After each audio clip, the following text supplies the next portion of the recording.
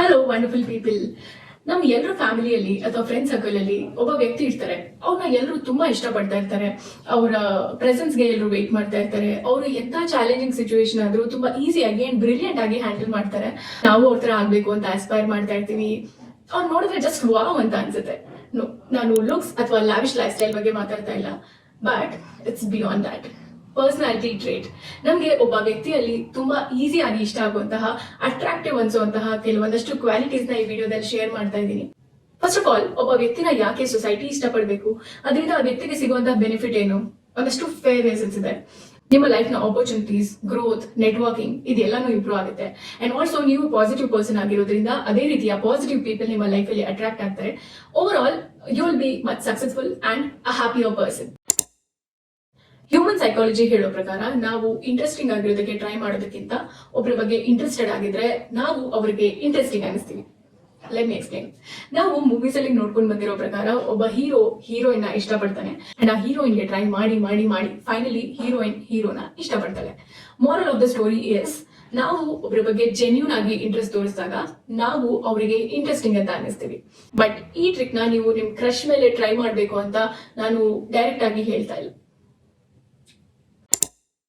ನೀವು ಅಬ್ಸರ್ವ್ ಮಾಡಿದ್ರೆ ನಮ್ ತರಾನೇ ಕಾಣುವಂತವ್ರು, ನಮ್ ತರಾನೇ ಯೋಚನೆ ಮಾಡುವಂತವ್ರು, ನಮ್ ತರಾನೇ ಮಾತಾಡುವಂತವ್ರನ್ನ ನೋಡಿದ್ರೆ ನಾವು ಬೇಗ ಅಟ್ರಾಕ್ಟ್ ಆಗ್ತೀವಿ, ಬೇಗ ಕನೆಕ್ಟ್ ಆಗ್ತೀವಿ. ಫಾರ್ ಎಕ್ಸಾಂಪಲ್, ನೀವು ಯಾವ್ದೋ ಒಂದು ಹೀರೋ ತರ ಇದ್ದೀರಾ ಅಥವಾ ಹೀರೋಯಿನ್ ತರ ಇದ್ದೀರಾ ಅಂತ ಅಂದಾಗ ನಮ್ಗೆ ಆ ಆಕ್ಟರ್ ಬಗ್ಗೆ ಆಲ್ ಆಫ್ ಅ ಸಡನ್ ಒಂದು ಇಂಟ್ರೆಸ್ಟ್ ಬರುತ್ತೆ ಅಂಡ್ ನಮ್ಗೆ ಗೊತ್ತಿಲ್ಲದಂಗೆ will start liking that actor. So mirroring ಕೂಡ ಇದೇ ರೀತಿ ವರ್ಕ್ ಆಗುತ್ತೆ. ಒಬ್ಬರ ಬಾಡಿ ಲ್ಯಾಂಗ್ವೇಜ್ ನ ನೀವು ಮಿರರ್ ಮಾಡೋದ್ರಿಂದ, ಅಂದ್ರೆ ಇಮಿಟೇಟ್ ಮಾಡೋದ್ರಿಂದ ಅವರ ಜೊತೆಗಿನ ಬಾಂಡಿಂಗ್ ಅಥವಾ ಕನೆಕ್ಷನ್ ಇಂಪ್ರೂವ್ ಆಗುತ್ತೆ. ಅದಂತ ಕಾಲೆಳೆಯೋದಕ್ಕೆ ಮಾಡುವಂತ ಇಮಿಟೇಷನ್ ಅಲ್ಲ, ಅದರಿಂದ ಕೆಲವರು ಇರಿಟೇಟ್ ಕೂಡ ಆಗ್ಬೋದು. ಬಟ್ ಸಟಲ್ ಅಂಡ್ ಜೆನ್ಯೂನ್ ಆಗಿ ಅವರ ಬಾಡಿ ಲ್ಯಾಂಗ್ವೇಜ್ ನ ಅವ್ರ ಮುಂದೆ ಕಾಪಿ ಮಾಡೋದ್ರಿಂದ ಸಬ್ ಕಾನ್ಶಿಯಸ್ಲಿ ಇಬ್ರು ಒಂದೇ ರೀತಿಯ ಪರ್ಸನಾಲಿಟಿ ಅನ್ನೋ ಒಂದು ಪರ್ಸೆಪ್ಷನ್ ಫಾರ್ಮ್ ಆಗುತ್ತೆ. So that they will be naturally attracted to you. Compliment in public, criticise in private.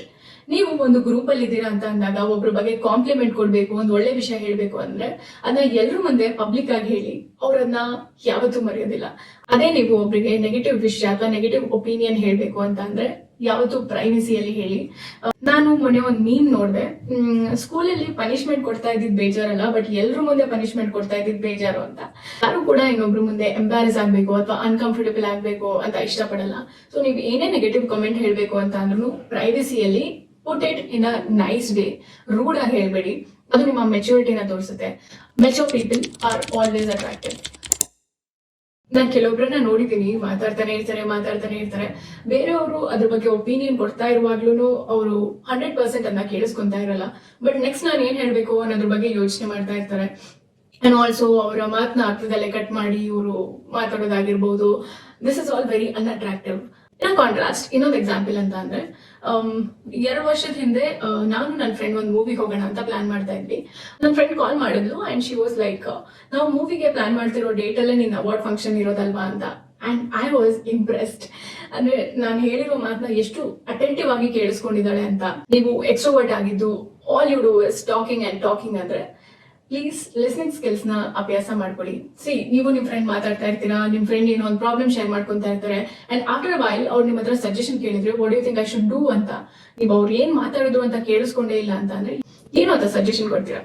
People like to be seen, heard and felt.